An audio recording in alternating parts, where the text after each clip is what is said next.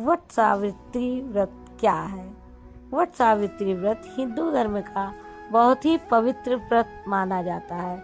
यह व्रत सुहागिन महिलाएं अपने पति की लंबी आयु, अच्छे स्वास्थ्य और अखंड सौभाग्य के लिए रखती हैं। इस दिन माता सावित्री और सत्यवान की कथा सुनी जाती है तथा बरगद के पेड़ की पूजा की जाती है।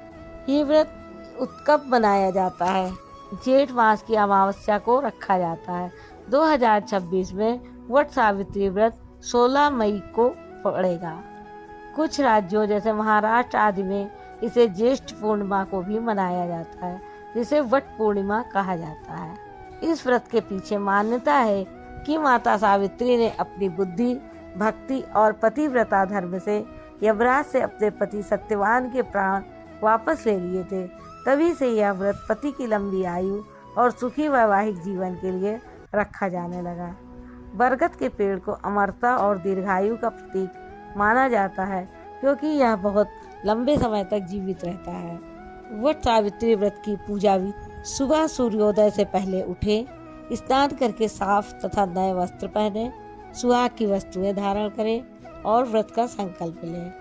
पूजा सामग्री: इसमें रोली, कुमकुम, अक्षत, फूल, जल, दूध, भीगा चना, फल, मिठाई, लाल या पीला धागा, दीपक, बरगद का पेड़ और पंखा लगता है। पूजा कैसे करें? बरगद के पेड़ के पास जाएं, जल, दूध और फूल अर्पित करें, पेड़ के तने पर कच्चा धागा लपेटें, पेड़ की 7 या 11 परिक्रमा करें, सावित्री सत्यवान की कथा सुनें, भगवान से पति की लंबी आयु और परिवार के सुख की प्रार्थना करें, अंत में आरती करें। सावित्री और सत्यवान की पूरी कथा। बहुत समय पहले मध्य देश में अश्वपति नाम के राजा राज करते थे। उनके कोई संतान नहीं थी। उन्होंने कठोर तपस्या की, तब उन्हें एक सुंदर कन्या प्राप्त हुई जिसका नाम सावित्री रखा गया। जब सावित्री विवाह योग्य हुई तो उन्होंने स्वयं सत्यवान को अपने पति के रूप में चुना।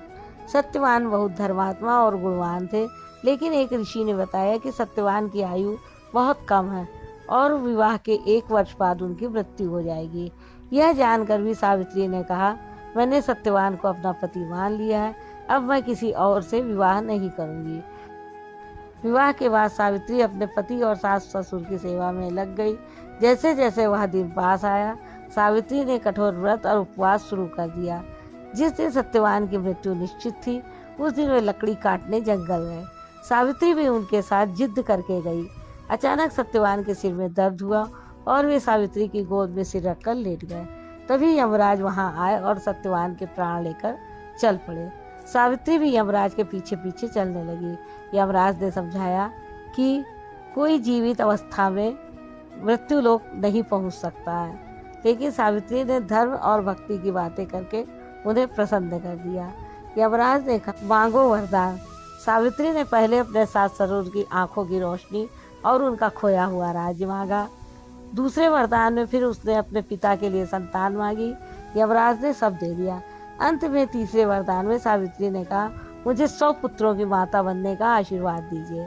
यमराज ने वरदान दे दिया, लेकिन तुरंत समझ गए कि बिना पति के यह संभव नहीं। तब वे सावित्री की पतिव्रता शक्ति से प्रभावित हुए और सत्यवान के प्राण लौटा दिए।